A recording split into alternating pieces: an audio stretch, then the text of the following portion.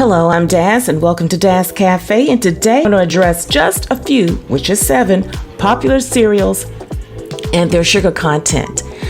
We have guidelines from American Heart Association. We have other organizations that give their guidelines.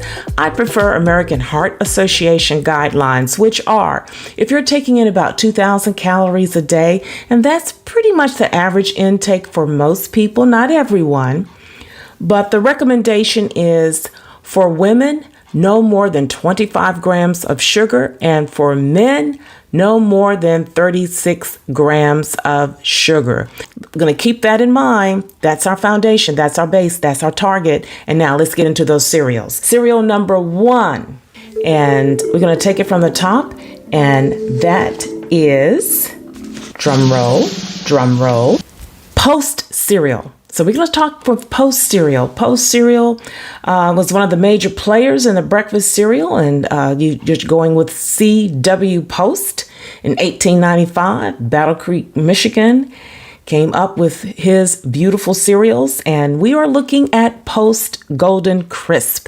1 cup of Post Golden Crisp is 21 grams of sugar. That includes sugar, corn syrup, and honey, so they blend it all together, so it is sweet. For women, the ceiling is 25 grams, for men, 36. So 1 cup almost exceeds the amount that you need. That's why we need to be looking at, it's okay to have cereal for breakfast, but let's make some choices, some better choices, unless this is something you're going to do just here and there. A better choice, dealing with some other Post cereals that you can have, would be Post Great Grains Pecan. 3/4 cup of that will provide 8 grams of sugar. 1 cup will provide 10 grams of sugar. So you're cutting it more than half. Cereal number 2, General Mills Golden Grams. 3/4 cup of Golden Grams cereal is about 10 grams of sugar. 1 cup is 12 grams of sugar. Now, that's much better. That's much better.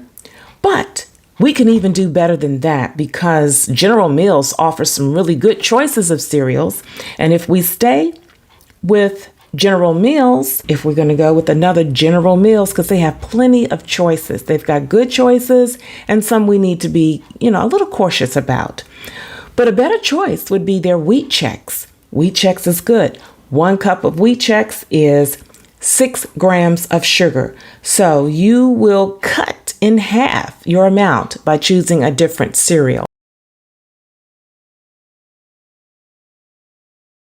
Number 3, Kellogg's Frosted Flakes. Kellogg's has a number of wonderful cereals, and 1 cup, and Frosted Flakes just happens to be one of my favorites, but 1 cup of Frosted Flakes is 12 grams of sugar. A better choice would be Kellogg's Corn Flakes. Thankful that they have something else to offer us. 1.5 cups of Kellogg's Corn Flakes is just 4 grams of sugar. 1 cup is 2.6 grams of sugar. So you definitely would reduce your amount of sugar by making a better choice. Coming up with number 4, and now another Kellogg's cereal. Kellogg's Apple Jacks, 1 1/3 cup is 13 grams of sugar. 1 cup of Apple Jacks is 9.75 grams of sugar. A better choice, if you want to stay with the Kellogg's cereal, would be Crispix. Crispix is 1 1/3 cup is only 5 grams of sugar.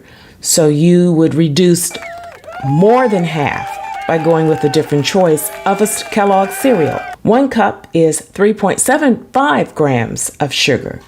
So again, by going from Apple Jacks to another Kellogg's brand, you would be able to reduce your sugar because it all adds up.